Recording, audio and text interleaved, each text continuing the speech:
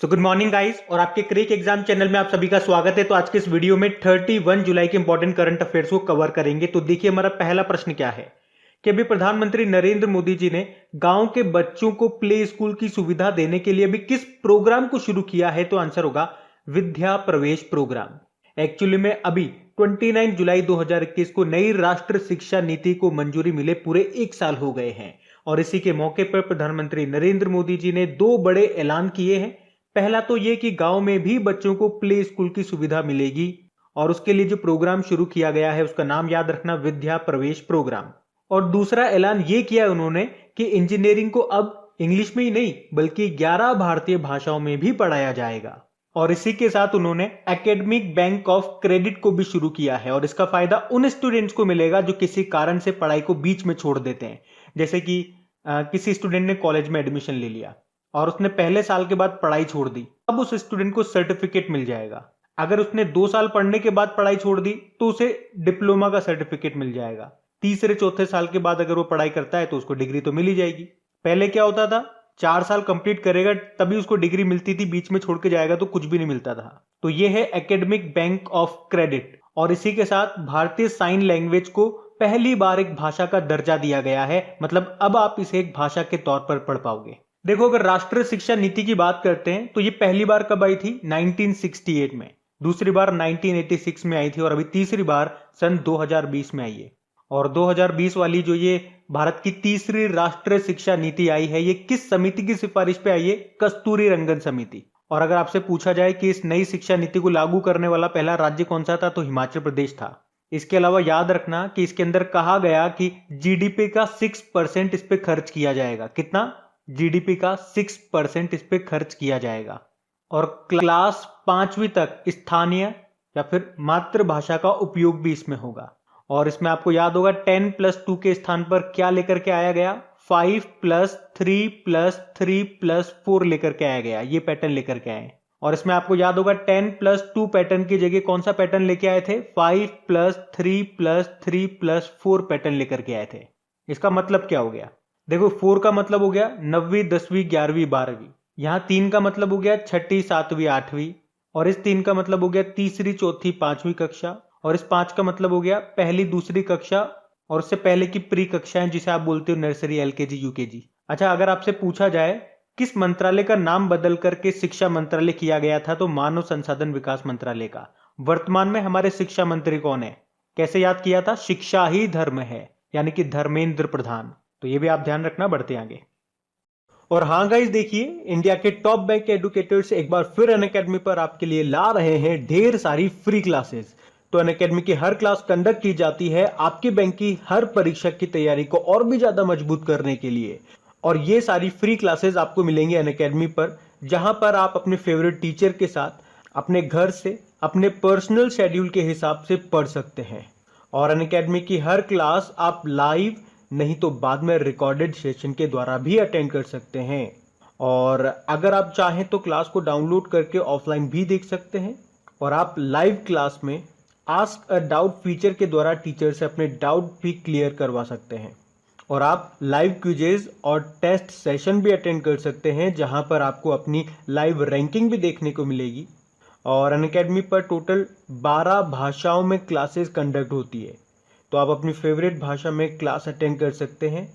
आप अपने टीचर के साथ इंटरेक्ट कर सकते हैं, लाइव पोल में पार्ट ले सकते हैं, और ये सभी फीचर आपको मिलेंगे एक ही प्लेटफॉर्म पर एक ही सब्सक्रिप्शन के साथ।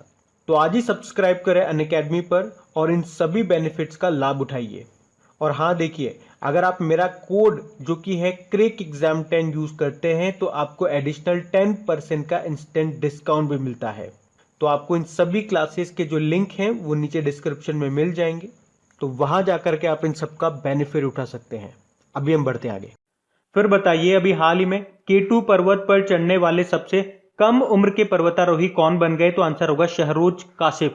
शहरोज काशिफ ये पाकिस्तान के पर्वतारोही हैं और अभी ये माउंट K2 पर चढ़ने वाले सबसे युवा पर्वतारोही बन गए हैं।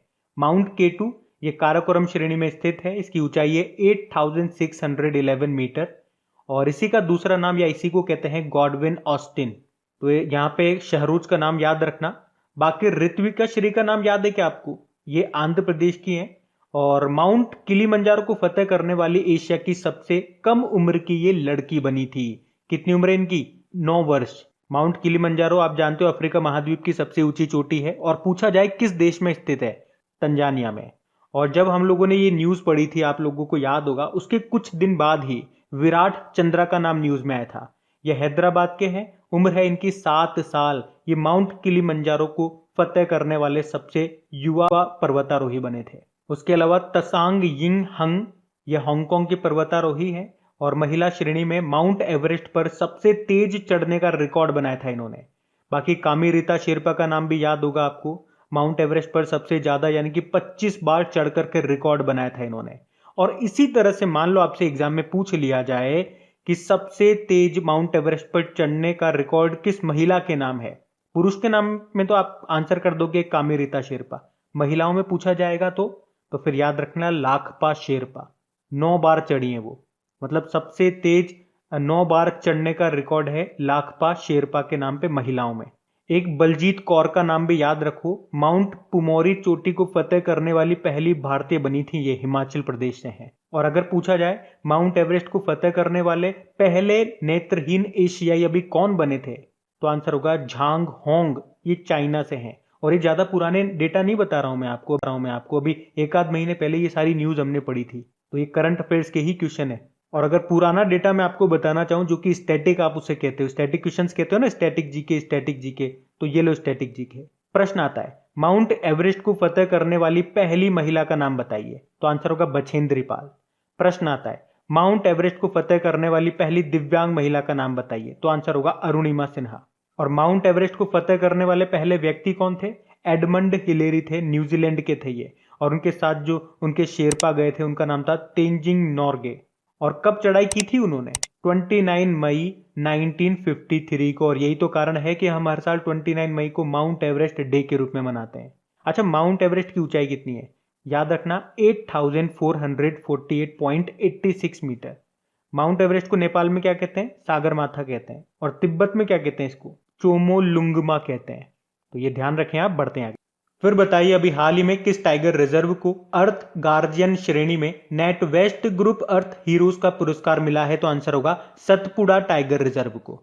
अच्छा, पहला प्रश्न तो ये माइंड में आना चाहिए कि सतपुड़ा टाइगर रिजर्व ये कहां पर है? ये मध्य प्रदेश में है। और अभी इसे प्रकृति संरक्षण में सर्वश्रेष्ठ प्रबंधन यानी कि बेस्ट मैनेजमेंट के लिए अर्थ गार्जियन श्रेणी में अर्थ हीरोज का पुरस्कार मिला है। किसने दिया ये पुरस्कार? नेट वेस्ट ग्रुप ने, जो कहां का है? स्टॉकहोम का है। और स्टॉकहोम से आपको याद आता होगा 1972 में स्टॉकहोम में ही पहला संयुक्त राष्ट्र मानव पर्यावरण सम्मेलन का आयोजन हुआ था। और 1972 में ही यूनाइटेड नेशन एनवायरनमेंट प्रोग्राम की स्थापना भी हुई थी, जिसका हेडक्वार्टर कहां पर है? नैरोबी, केन्या में है। और स्टॉकहोम में ही नोबेल पुरस्कार दिए जाते हैं। अब यहां पे भी प्रश्न बन जाता है, एक नोबेल पुरस्कार कौन सा वाला? शांति का, नोबेल शांति पुरस्कार, पीस पुरस्कार, ये कहां पे दिया जाता है? ये स्टॉकहोम में नहीं दिया जाता, ये याद रखना। बाकी चाहे फिजिक्स का हो गया, इकोनॉमी का हो गया, ये सारे जितने भी हैं वो आपको दिए जाते हैं स्टॉकहोम में, लेकिन जो शांति का होता है वो दिया जाता है नॉर्वे, ओस्लो में। ये ध्यान रखना, ये प्रश्न बनता है एग्जाम में। बाकी सतपुड़ा टाइगर रिजर्व से आपको क्या याद आता है? हमने पढ़ा था अभी, भारत के अभी 6 स्थलों को यूनेस्को की संभावित सूची में शामिल किया गया है, याद है ना आपको? उसमें से एक ये भी था, सतपुड़ा टाइगर रिजर्व, तो ये ध्यान रखना। बाकी अभी आपको याद होगा भारत का तो 52वां और राजस्थान का चौथा टाइगर रिजर्व कौन सा बन गया? रामगढ़ विषधारी अभ्यारण्य। पीलीभीत टाइगर रिजर्व, ये बड़ा इंपॉर्टेंट है, उत्तर प्रदेश में है। अभी इसने TX2 अवार्ड जीता था समय से पहले बाघों की संख्या को दुगना करने के लिए। वैसे बाघों की संख्या को दुगना करने का टारगेट कब का है? 2022 का है। अभी हमने टाइगर डे मनाया था कब? 29 जुलाई को, जिसमें आपको याद होगा हमने पढ़ा था टाइगर मैन ऑफ इंडिया किसे कहा जाता है? कैलाश सांखला को कहा जाता है। ये राजस्थान के ही हैं। और प्रोजेक्ट टाइगर आया था 1973 में। सबसे ज्यादा टाइगर बात करेंगे तो किस राज्य में है? मध्य प्रदेश में है, 526। और भारत में कितने टाइगर बताए गए थे लास्ट टाइम की डेटा के अनुसार? 2967 टाइगर। ये पक्के टाइगर रिजर्व कहां पर है? ये मिलेगा आपको अरुणाचल प्रदेश में। पढ़ते हैं आगे। अच्छा, फिर बताइए अभी हाल ही में ओलंपिक में स्वर्ण पदक जीतने वाला सबसे छोटा देश कौन सा बन गया है? तो आंसर होगा बरमुडा। बरमुडा ये अटलांटिक महासागर में एक द्वीप देश है। और अभी इसके एक एथलीट हैं जिनका नाम है फ्लोरा डफी। उन्होंने टोक्यो ओलंपिक के महिला ट्रायथलॉन में गोल्ड मेडल जीत लिया है और इसी के साथ बरमूडा ओलंपिक के इतिहास में गोल्ड मेडल जीतने वाला सबसे छोटा देश बन गया है। ये इतना छोटा देश है कि इसकी पॉपुलेशन आपको लगभग मिलेगी 62,000। इसने टोक्यो ओलंपिक में 2 खिलाड़ी भेजे थे, देख लो 2 में से एक तो गोल्ड जीत के आ गया। बरमूडा से आपको याद आता होगा बरमूडा ट्रायंगल, ये किस महासागर में है? तो अटलांटिक महासागर में ही है। और अगर मान लो मैं आपसे पूछूं कि किस देश ने अभी ओलंपिक में अपना पहला गोल्ड जीता था, तो अभी कल परसों ही हमने पढ़ा था, आंसर होगा फिलीपींस ने। उसके अलावा याद रखना, अगर एग्जाम में पूछा जाए कि टोक्यो ओलंपिक में सबसे कम उम्र में गोल्ड जीता था किसने, मोमिजी निशिया ने, ये जापान की है। स्केट बोर्डिंग में इन्होंने गोल्ड जीता था और पहली बार इस गेम को शामिल किया गया। अभी टोक्यो ओलंपिक में पहला गोल्ड किसने जीता था? चाइना की यांग कियान ने, महिलाओं की 10 मीटर एयर राइफल में। और भारत ने अभी तक टोक्यो ओलंपिक में एक मेडल जीता है, वो भी है सिल्वर। किसने दिलाया? मीराबाई चानू ने 49 किलोग्राम कैटेगरी में, जो कि एक वेट लिफ्टर है। और याद रखना, ये पहली भारतीय महिला वेट लिफ्टर है जिन्होंने ओलंपिक में सिल्वर मेडल जीता है। लेकिन अगर प्रश्न इस तरह से आता है एग्जाम में कि ओलंपिक में मेडल जीतने वाली पहली भारतीय महिला का नाम बताइए, तो आंसर होगा कर्णम मल्लेश्वरी। वेट लिफ्टर थी ये, ब्रोंज मेडल जीता था इन्होंने सिडनी ओलंपिक में। अच्छा, टोक्यो ओलंपिक का शुभंकर भी याद रखो, मिराई तोबा और सोमाइती है। सोमाइती पैरालंपिक का है। और अभी टोक्यो ओलंपिक का जो आदर्श वाक्य है उसमें कुछ बदलाव हुआ। लैटिन भाषा में बात करेंगे तो उसे कहते हैं सीटियस, अर्टियस, फोर्टियस। एक नया शब्द जुड़ गया जिसका नाम है कम्युनिस्ट। इंग्लिश में बोलेंगे तो फास्टर, हायर, स्ट्रॉन्गर था। एक नया शब्द जुड़ गया लास्ट में, उसे कहेंगे टुगेदर। उसके अलावा याद रख लो, अगर पूछा जाए कि टोक्यो ओलंपिक में उद्घाटन समारोह में ध्वजवाहक कौन थे, एक तो एमसी मैरी कॉम थी और एक मनप्रीत सिंह थे। लेकिन इसके समापन समारोह में कौन होंगे? पहलवान बजरंग पूनिया। जबकि टोक्यो पैरालंपिक के लिए कौन चुने गए? मरियप्पन थंगावेलु को ध्वजवाहक के रूप में चुना गया, जो कि हाई जंपर है, तमिलनाडु से हैं। 2-3 नाम आप और याद रखो, जैसे कि दीपक काबरा का नाम टोक्यो ओलंपिक में पहले भारतीय जिम्नास्टिक जज बने। पवन सिंह का नाम टोक्यो ओलंपिक के लिए पहले भारतीय ज्यूरी चुने गए। और अशोक कुमार का नाम टोक्यो ओलंपिक में कुश्ती में एम्पायरिंग करने वाले एकमात्र भारतीय हैं ये। उसके अलावा एक प्रश्न हमने पढ़ा था अभी, अंतरराष्ट्रीय ओलंपिक समिति के आचरण आयोग एथिक्स कमीशन के अध्यक्ष किसे चुना गया? बान की मून को। और ओलंपिक लॉरेल पुरस्कार किसने जीता? मोहम्मद यूनुस ने जीता है। बाकी इंटरनेशनल ओलंपिक कमेटी की बात करेंगे जिसकी स्थापना होती है 23 जून 1894 में। इसीलिए तो 23 जून को हम इंटरनेशनल ओलंपिक डे के रूप में मनाते हैं। और इसके प्रेसिडेंट है थॉमस बक और इसका हेडक्वार्टर मिलेगा आपको लुज़ेन, स्विट्जरलैंड में। प्रश्न मेरा आप लोगों से यहां पे रहेगा, लुज़ेन स्विट्जरलैंड में और किस किस का आपको हेडक्वार्टर मिलेगा? और आपको याद होगा कल जो मैंने आपको टॉप 5 स्टैटिक क्वेश्चंस का पार्ट बना करके दिया था, उसमें मैंने आपको वो सभी ऑर्गेनाइजेशन ट्रिक से याद करवाए थे जो कि कहां पे है? लुज़ेन, स्विट्जरलैंड में। अब लगे याद प्रश्न आ गया तो चलो पूछ ही लेते हैं, इसलिए मैंने पूछ लिया। चलो टाइप करके बताओ, फिर बढ़ते हैं आगे। फिर बताइए, अभी हाल ही में किस राज्य में पहला खेल विश्वविद्यालय स्थापित किया जाएगा? तो आंसर होगा बिहार में। तो बिहार के राजगीर में राज्य का पहला खेल विश्वविद्यालय ये खोला जाएगा। तो ये तो होगा बिहार का पहला। लेकिन अगर आपके प्रश्न एग्जाम में आता है कि राष्ट्रीय खेल विश्वविद्यालय, नेशनल स्पोर्ट्स यूनिवर्सिटी, ये कहां पे स्थापित की जाएगी? तो आंसर होगा मणिपुर में। और अगर पूछा जाए कि किस राज्य ने खेल को उद्योग का दर्जा दिया है, तो आंसर होगा मिजोरम। अभी आपको याद होगा दिल्ली स्पोर्ट्स यूनिवर्सिटी की पहली महिला वाइस चांसलर किसे बनाया गया? कर्णम मल्लेश्वरी को। कर्णम मल्लेश्वरी के बारे में पीछे ही मैंने आपको बताया था, ओलंपिक में पदक जीतने वाली पहली भारतीय महिला है, ये वेट लिफ्टर है। ब्रोंज जीता था सिडनी ओलंपिक में। चलो कुछ और प्रश्न मैं आपसे पूछता हूं। बताओ, पहली ट्रांसजेंडर यूनिवर्सिटी ये कहां पे बनेगी? कुशीनगर, उत्तर प्रदेश में। और रेल यूनिवर्सिटी कहां बनी है? गुजरात के बड़ोदरा में। और अभी इंडियन हेरिटेज इंस्टीट्यूट कहां पे बनाया जाएगा? नोएडा में। जबकि जनजातीय संग्रहालय ये कहां पे बनेगा? रांची, झारखंड में बनेगा। अच्छा ये बता दो, पूर्वी भारत का पहला स्किल यूनिवर्सिटी, कौशल विश्वविद्यालय, ये कहां पे बनेगा? असम में बनेगा। और अभी आपको याद होगा विश्वविद्यालय शिखर सम्मेलन 2021, वर्ल्ड यूनिवर्सिटी समिट 2021 का आयोजन कहां पे किया गया था? ओपी जिंदल ग्लोबल यूनिवर्सिटी, जो कि हरियाणा में है। और एक प्रश्न मैं आपसे और पूछूं, अभी किस राज्य के विश्वविद्यालयों में ट्रांसजेंडर छात्रों की आयु सीमा में छूट दे दी गई है? तो आंसर होगा केरल। और ट्रांसजेंडर से याद रखना, अभी ट्रांसजेंडरों को सरकारी नौकरी में 1% आरक्षण देने वाला पहला राज्य कौन सा बन गया? कर्नाटक बन गया। अच्छा बात यहाँ पे बिहार की है, तो ये रहा मैप में बिहार। कैपिटल इसकी पटना हो गई। मुख्यमंत्री है नीतीश कुमार, गवर्नर है फागू चौहान। उसके अलावा क्या आपको याद है ग्राम उजाला कार्यक्रम वो शुरू किया गया था कहां से? आरा बिहार से। और जो आरा है ये निर्वाचन क्षेत्र कॉन्स्टिट्यूएंसी है किसकी? राजकुमार सिंह की, जो कि power and new and renewable energy ministry संभाल रहे हैं। उसके अलावा अगर आपसे पूछा जाए कि राष्ट्रीय डॉल्फिन अनुसंधान केंद्र कहां पे खुलेगा? ये पटना बिहार में खुलेगा। अभी बिहार ने ही हिट कोविड एप्लीकेशन को लॉन्च किया था। हिट मतलब हो गया होम आइसोलेशन ट्रैकिंग। उसके अलावा इथेनॉल संवर्धन नीति को लागू करने वाला देश का पहला राज्य भी आपका बिहार ही है। उसके अलावा देश का पहला राज्य बन गया अभी बिहार अपने टेक्स्ट बुक्स के लिए ई लाइब्रेरी तैयार करने वाला। बिहार ने ही संपत्ति स्वामित्व योजना भी अभी शुरू की है। और पूर्वोत्तर भारत का पहला ग्लास ब्रिज कहां पे बना है? ये नालंदा जिले के राजगीर में ही बना है। यहाँ पे आपको एकमात्र नेशनल पार्क मिलेगा, वाल्मीकि नेशनल पार्क। लेकिन यहाँ पे आप देखो, याद रखो, राजगीर वाइल्ड लाइफ सेंचुरी है, कैमूर वाइल्ड लाइफ सेंचुरी है, एक Gautam Buddha wild life sanctuary, ये अक्सर एग्जाम में आती है, याद रखना इनको। और बिहार दिवस कब मनाते हैं? जब हम वर्ल्ड वाटर डे मनाते हैं, यानी कि 22 मार्च को। बढ़ते हैं। फिर बताइए, हाल ही में मादक पदार्थ नियंत्रण ब्यूरो यानी कि नार्कोटिक्स कंट्रोल बोर्ड का प्रमुख अभी किसे नियुक्त किया गया? तो आंसर होगा एसएन प्रधान को। तो एनडीआरएफ के डायरेक्टर जनरल हैं ये एसएन प्रधान, और अभी इन्हीं को नार्कोटिक्स कंट्रोल बोर्ड के प्रमुख का अतिरिक्त प्रभार एडिशनल चार्ज दिया गया है। ये पद अभी तक वैसे राकेश अस्थाना के पास था, और आप जानते हुए अभी दिल्ली कमिश्नर बन गए हैं। तो अब नार्कोटिक्स कंट्रोल बोर्ड का अतिरिक्त प्रभार किसको दे दिया गया? एसएन प्रधान को दे दिया गया, जो कि एनडीआरएफ के डायरेक्टर जनरल है। अच्छा, यहां से एक इंपॉर्टेंट नाम देखो, मैंने यहां पे जान करके जोड़ा है, जगजीत पवाड़िया का नाम। अभी ये इंटरनेशनल नार्कोटिक्स कंट्रोल बोर्ड के अध्यक्ष बने थे। और इंटरनेशनल नार्कोटिक्स कंट्रोल बोर्ड का हेडक्वार्टर कहां पर है? वियना, ऑस्ट्रिया में है। ये नाम ध्यान रखना। बाकी रेखा मेनन नैस्कॉम की पहली महिला चेयरपर्सन बनी, और सोमा मोंडल ये SAIL steel authority of India limited की पहली महिला चेयरपर्सन बनी थी। बढ़ते हैं आगे।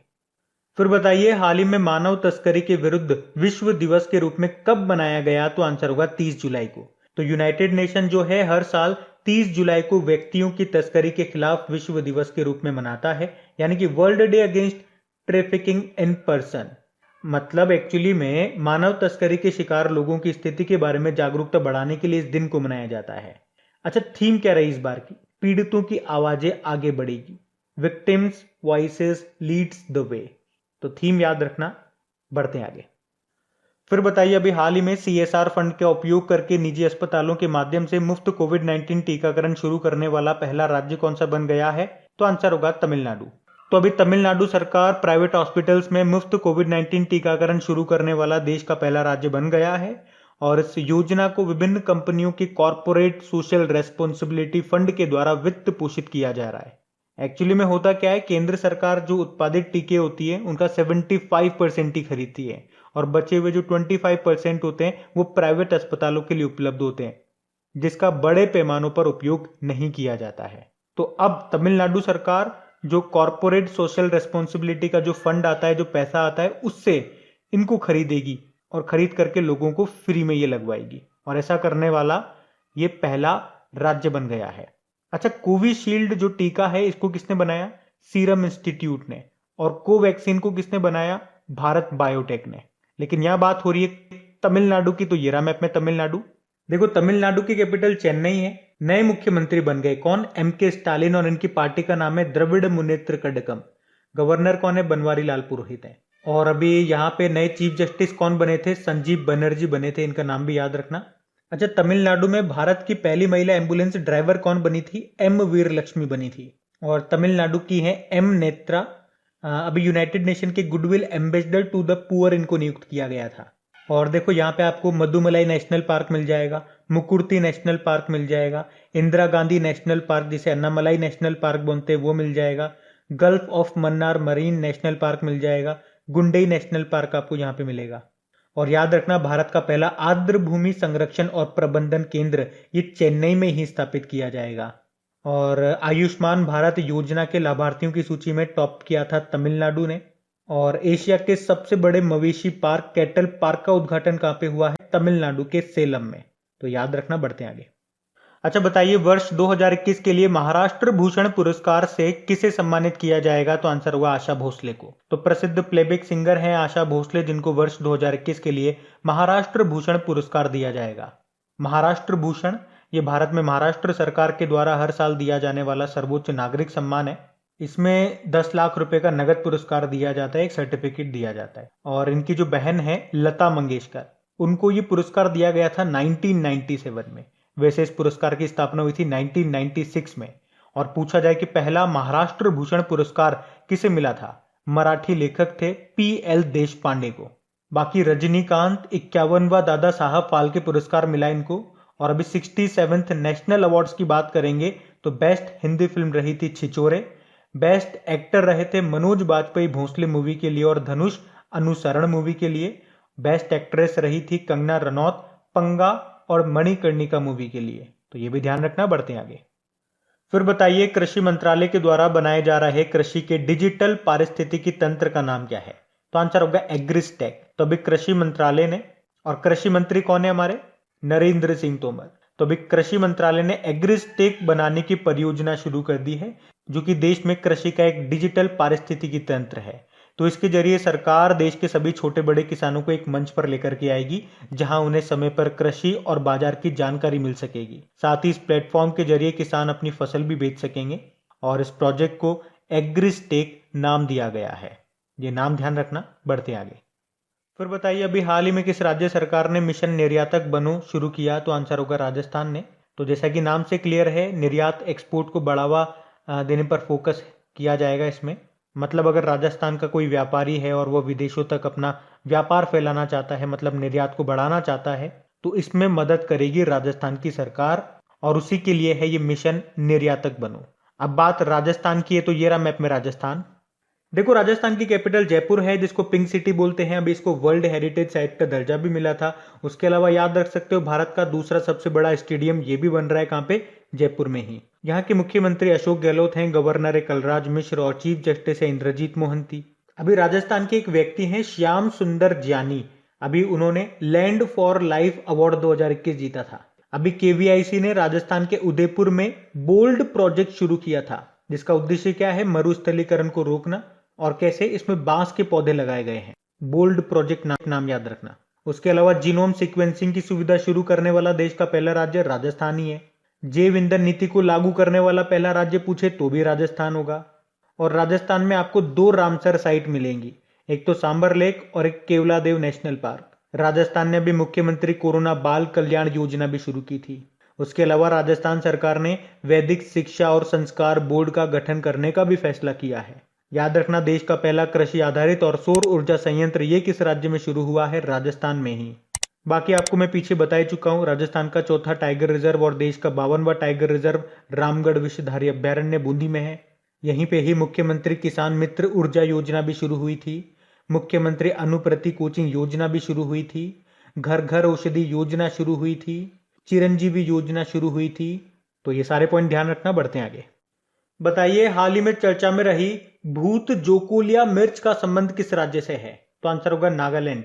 तो नागालैंड की ये जो मिर्च है, जिसे राजा मिर्च या किंग मिर्च या भूत जोकोलिया मिर्च भी कहा जाता है, यह भी न्यूज में क्यों रही? क्योंकि पहली बार अभी इसकी एक खेप को लंदन निर्यात किया गया है, एक्सपोर्ट किया गया है। और आपको बता दूं कि स्कोविल हीट यूनिट्स के आधार पर दुनिया की सबसे तीखी मिर्च की लिस्ट में लगातार टॉप 5 में रही है। ये जो अभी मैंने आपको एक लाइन बोली ना, स्कोविल हीट यूनिट, ये मिर्च की इकाई होती है, यूनिट होती है, और ये बताती है कि कोई भी मिर्च कितनी स्पाइसी, कितनी चरकी है। और ये जो मिर्च है भूत जोकोलिया मिर्च, इसे जीआई टैग मिला था सन 2008 में, और इसे सन 2007 में गिनीज वर्ल्ड रिकॉर्ड के द्वारा दुनिया की सबसे तीखी मिर्च घोषित किया गया था। मिर्च से आपको याद होगा, अभी गोवा की एक तो हरमल मिर्च है, एक खोला चिली जिसे काना कोना चिली भी बोलते हैं, उसको भी जीआई टैग मिला था। देखो जीआई टैग की ही बात चल रही है तो कुछ इंपॉर्टेंट्स बताता हूं मैं आपको पॉइंट्स।